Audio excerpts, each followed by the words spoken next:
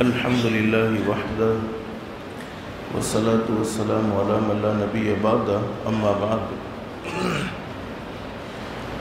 آج رمضان المبارک کے مہینے کا 29واں روزہ ہے۔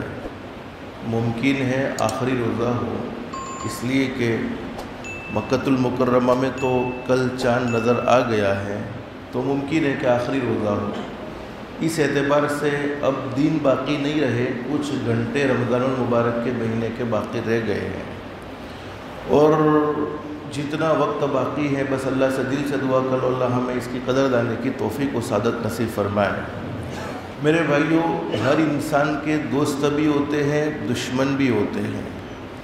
دوست کو پہچاننا آسان ہے، لیکن دشمن کو پہچاننا بہت مشکل ہے۔ پوری زندگی گزر جاتی ہے لیکن دشمن پہچانے نہیں جاتے، اور کبھی کبھی ایسا بھی ہوتا ہے کہ کسی کو ہم اپنا دوست سمجھ رہے ہو لیکن حقیقت میں وہ ہمارا دشمن ہو، اس لیے کہ عامةً دشمن دوست کے روپ میں ہوتا ہے۔ اور کبھی کبھی ایسا بھی ہوتا ہے کہ کسی کو ہم اپنا دشمن سمجھ رہے ہو لیکن حقیقت یہ ہے کہ وہ ہمارا دوست بھی ہو۔ تو ہماری سوچ بھی غلط ہو سکتی ہے، ہماری عقل غلط فیصلہ بھی کر سکتی ہے، لیکن اللہ کے قرآن کا فیصلہ وہ لوگ غلط ہو سکتا نہیں ہے۔ اللہ رب العالمین نے ہمیں اپنے دشمن سے واقف کیا ہے۔ ان الشیطان للانسان عدو مبین، اللہ فرماتے شیطان تمہارا کھلا ہوا کٹر دشمن ہے۔ چونکہ رمضان المبارک کے مہینے میں تو قید تھا، اور قرآن کریم کے ایک مقام پر اللہ فرماتے شیطان تمہارا دشمن ہے، تم اس کو اپنا دوست مت بناؤ بلکہ اسے اپنا دشمن سمجھو۔ تو شیطان کی سب سے پہلی کوشش تو یہ رہتی ہے کہ کوئی اللہ کا بندہ بولو نیک عمل کرنے نہ پائے، اللہ کو راضی کرنے والے کام کرنے نہ پائے۔ لیکن جب آدمی ہمت کر کے اللہ کی توفیق سے نیک کام کر لیتا ہے تو اب شیطان اس کو بگاڑنے کی پوری کوشش کرتا ہے کہ اس کے نیک کام کو برباد کیسے کر دیا جائے، اس کے نیک کام کو ضائع کیسے کر دیا جائے۔ تو چونکہ اگر آج چاند ہو گیا تو شیطان بولو آزاد ہو جائیں گے، تو کہیں ایسا نہ ہو کہ شیطان کے بہکاوے میں آ کر ہم اپنے روزوں کو برباد کر دیں، اپنی تراویح کو برباد کر دیں، بلکہ آج کی رات بھی اللہ سے لینے کا موقع ہے۔ اور اس رات کو حدیث شریف میں حضرت نبی کریم صلی اللہ علیہ وسلم نے لیلۃ الجائزہ یعنی انعام کی رات کہا ہے۔ اور ہر انسان کو بولو ایک نہ ایک دن مر جانا ہے، تو ہر ایک کو یہ فکر ہونی چاہیے کہ میری موت ایمان پر آوے۔ ہر مسلمان کو اپنے ایمان پر خاتمے کی فکر لگی رہنی چاہیے۔ اور حدیث شریف میں لکھا ہے حضور صلی اللہ علیہ وسلم نے فرمایا میرا جو امتی عیدین کی راتوں میں عبادت کرے۔ میں نے آپ کو پہلے بھی عبادت کا مطلب سمجھایا کہ پوری رات بولو جاگنا ضروری نہیں ہے، صرف عشاء کی نماز جماعت کے ساتھ پڑھ لو، فجر کی نماز جماعت کے ساتھ پڑھ لو، اس کے درمیان میں کوئی گناہ نہیں کیا، سو گئے ہیں کوئی گناہ نہیں کیا ہے، تب بھی بولو پوری رات عبادت میں شمار ہو جائے گی۔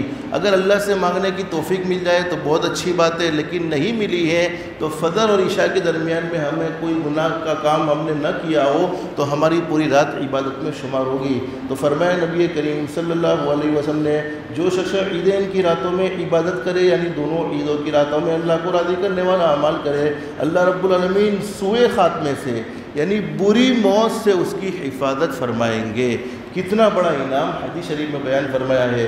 اور ایک حدیث میں حضرت نبی کریم صلی اللہ علیہ وسلم نے ارشاد فرمایا جس نے دونوں عیدوں کی راتوں میں ثواب کا یقین کرتے ہوئے عبادت کی تو اس کا دل اس دن نہیں مرے گا جس دن لوگوں کے دل غم سے مر جائیں گے، یعنی قیامت کے دن خوف و گھبراہٹ سے۔ قیامت کے دن کا جو خوف ہے، قیامت کے دن کی جو گھبراہٹ ہے، اللہ پاک اسے محفوظ رکھیں گے۔ جبکہ یہ رات بھی عبادت کی رات ہے، عید کی رات، اور عید کی رات میں عبادت کرنے والا قیامت کے دن خوف اور گھبراہٹ سے محفوظ رہے گا۔ یہ اللہ رب العالمین کے انعامات میں بڑا انعام ہے کہ جس دن لوگ خوف اور گھبراہٹ میں مبتلا ہوں گے، صرف ایک رات کی عبادت، ایک رات اللہ کو راضی کرنے والا قیامت کے دن کے خوف اور گھبراہٹ سے محفوظ رہے گا۔ تو حدیث شریف میں اس رات کی بڑی فضیلت بیان فرمائی ہے۔ بہت مختصر بات آپ کو بتلاتا ہوں۔ حدیث شریف میں حضرت نبی کریم صلی اللہ علیہ وسلم نے اس رات کو لیلۃ الجائزہ یعنی انعام کی رات کہا ہے۔ اور جب عید کی صبح ہوتی ہے تو اللہ رب العالمین فرشتوں کو، تمام کے تمام فرشتوں کو تمام شہروں میں بھیج دیتے ہیں، اور وہ زمین پر اترتے ہیں اور تمام گلیوں اور راستوں کے سروں پر یعنی کناروں پر کھڑے ہو جاتے ہیں، اور ایسی آواز سے جس کو جنات اور انسان کے علاوہ ہر مخلوق سنتی ہیں، فرشتے پکارتے ہیں، او محمد الرسول اللہ صلی اللہ علیہ وسلم کی امت، اس کریم رب کی بارگاہ کی طرف یعنی اس کے دربار کی طرف چلو جو بہت زیادہ عطا فرمانے والا ہے، بڑے بڑے قصوروں کو معاف کرنے والا ہے۔ پھر جب لوگ عیدگاہ کی طرف چلتے ہیں تو اللہ رب العالمین فرشتوں سے دریافت فرماتے ہیں کہ کیا بدلہ ہے اس مزدور کا جو اپنا کام پورا کر چکا ہو، یعنی روزے رکھے، تراویح پڑھی، تو فرشتے عرض کرتے ہمارے معبود، ہمارے مالک، اس کا بدلہ تو یہی ہے کہ اس کو اس کی مزدوری پوری دے دی جائے۔ تو اللہ رب العالمین فرماتے او میرے فرشتوں تم گواہ رہو، میں نے ان کو رمضان کے روزوں اور تراویح کے بدلے میں اپنی رضا یعنی اپنی خوشنودی اور مغفرت عطا فرما دی، یعنی زندگی بھر کے ان کے گناہوں کو معاف فرما دیا۔ اور بندوں سے اللہ رب العالمین خطاب کر کے ارشاد فرماتے ہیں او میرے بندوں مجھ سے مانگو، میری عزت کی قسم، میرے جلال کی قسم، آج کے دن یعنی عید کے دن اس اجتماع میں مجھ سے اپنی آخرت کے بارے میں سوال کرو گے تو ضرور عطا کروں گا۔ آخرت کے بارے میں سوال، اے اللہ نماز کا پابند بنا دے، اے اللہ جنت الفردوس میں اللہ تعالیٰ مقام نصیب فرما دے، اے اللہ فلاں گناہ سے مجھے توبہ کی توفیق نصیب فرما دے، یہ آخرت کے بارے میں سوال۔ اللہ پاک اس سوال کو ضرور قبول فرمائے گا۔ اور تم اپنی آخرت کے بارے میں سوال کرو گے تو میں ضرور عطا کروں گا، اور دنیا کے بارے میں جو سوال کرو گے تو تمہاری مصلحت پر نظر رکھوں گا، یعنی دنیا کے بارے مانگو گے اللہ مجھے فلانی دکان دے دے، فلانا کاروبار دے دے، فلانا گھر دے دے، تو اللہ رب العالمین دینے کو بولو نہ نہیں کہتے، لیکن دیکھوں گا تمہیں دینے جیسا ہے کہ نہیں۔ مال دینے کے بعد تم زیادہ بگڑ تو نہیں جاؤ گے، دنیا کی نعمت مل جانے کے بعد متکبر تو نہیں ہو جاؤ گے، تو وہ تمہاری اندر کی ساری باتیں بولو کون جانتا ہے؟ اللہ جانتا ہے۔ تو فرمایا کہ تم نے دنیا کے بارے میں سوال کیا تو تمہاری مصلحت پر نظر کروں گا، اور مصلحت پر نظر کرتے ہوئے تمہیں عطا کروں گا۔ فرمایا میری عزت کی قسم، میرے جلال کی قسم، جب تم میرا خیال رکھو گے تو میں تمہاری لغزشوں پر یعنی تمہارے گناہوں پر ستاری کرتا رہوں گا، چھپاتا رہوں گا، اور میری عزت کی قسم، میرے جلال کی قسم، میں تمہیں مجرموں اور کافروں کے سامنے رسوا نہیں کروں گا۔ بس اب بخشے بخشائے اپنے گھر کی طرف لوٹ جاؤ، تم نے مجھے راضی کر لیا اور میں تم سے راضی ہو گیا۔ بس فرشتے اس اجر و ثواب کو دیکھ کر جو اس امت کو عید کے دن ملتا ہے خوشیاں مناتے ہیں اور کھیل جاتے ہیں۔ اللہ سے دل سے دعا کر لو اللہ ہمیں بھی ان خوش نصیب لوگوں میں شمار فرمائے۔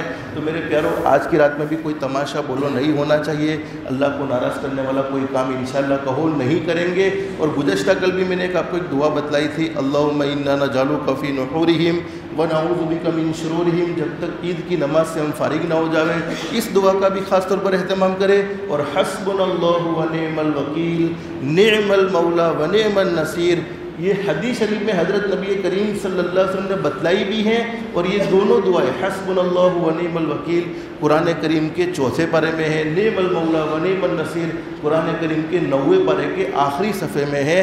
تو ان دعاؤں کا بھی بولو خاص طور پر اہتمام کریں گے۔ اور وہ دعا تو ہے جو میں آپ کو بتلا رہا ہوں 2-3 دن سے کہ رات کو سونے سے پہلے ایک چھوٹی سی دعا، لا الہ الا اللہ الحلیم الکریم سبحان اللہ رب السماوات السبع ورب العرش العظیم۔ حدیث شریف میں لکھا ہے کہ میرا کوئی امتی سونے سے پہلے صرف 3 مرتبہ پڑھ لے، بولو 3 مرتبہ پڑھنا کوئی مشکل نہیں ہے، اس امتی کو ایسا ثواب ملے گا گویا اس نے شب قدر میں اللہ کی عبادت کی ہو۔ بس اللہ سے دل سے دعا کر لو۔ دیکھو میرے پیارو آج ہماری مجلس کی آخری مجلس، من لم یشکر الناس لم یشکر اللہ، جو لوگوں کا شکر ادا نہیں کرتا وہ اللہ کا بھی شکر ادا نہیں کرتا۔ آپ لوگ یہ مت سمجھو کہ میں نے تم پر احسان کیا ہے کہ تمہیں دین کی باتیں بتلائی ہے، یہ تو میری ذمہ داری ہے۔ احسان تو بیٹھنے والے ہر فرد کا ہے۔ اگر کسی کو کسی بات میں کوئی تکلیف پہنچی ہو، کوئی دکھ پہنچا ہو تو رمضان کا مہینہ جانے سے پہلے بولو دلوں کو بھی پاک اور صاف کر دیں گے۔ کوئی مزاج کے خلاف کوئی بات کہہ دی ہو تو میں آپ سے دل و جان سے معافی چاہتا ہوں، اور میری دل سے دعا ہے کہ جن لوگوں نے ان مجلسوں کی قدر کی ہے، ان دینی باتوں کی قدر کی ہے، اللہ پاک ان کی اولاد کو ان کی آنکھوں کی ٹھنڈک بنائے، انہیں عالم بنائے، حافظ بنائے، عالم بعمل بنائے، متقی پرہیزگار بنائے، اور اللہ رب العالمین ان کی اولاد کا فیض پوری دنیا میں عام اور تام فرمائے۔ اور حقیقت یہ ہے علماء نے لکھا ہے کہ جو لوگ دین کی مجلسوں سے، دین کی باتوں سے، علماء سے محبت رکھتے ہیں ان کو دنیا میں سب سے بڑا فائدہ یہ ہوتا ہے کہ اللہ پاک ان کی اولاد کو ان کی آنکھوں کی ٹھنڈک بنا دیتے ہیں، اللہ پاک ان کی اولاد کو قابل بنا دیتے ہیں، اللہ پاک ان کی اولاد سے پوری دنیا میں کام لیتا ہے۔ تو بس اللہ سے دل سے دعا کر لو، اللہ رب العالمین نے جتنی باتیں ہمیں کہنے کی توفیق نصیب فرمائی، سننے کی توفیق نصیب فرمائی، اللہ پاک ہم سب کے لیے عمل کرنا آسان فرمائے اور اسی اپنے بارگاہ میں منظور و مقبول فرمائے۔ اللہ پاک ہم سب کو کہنے سننے سے زیادہ اخلاص،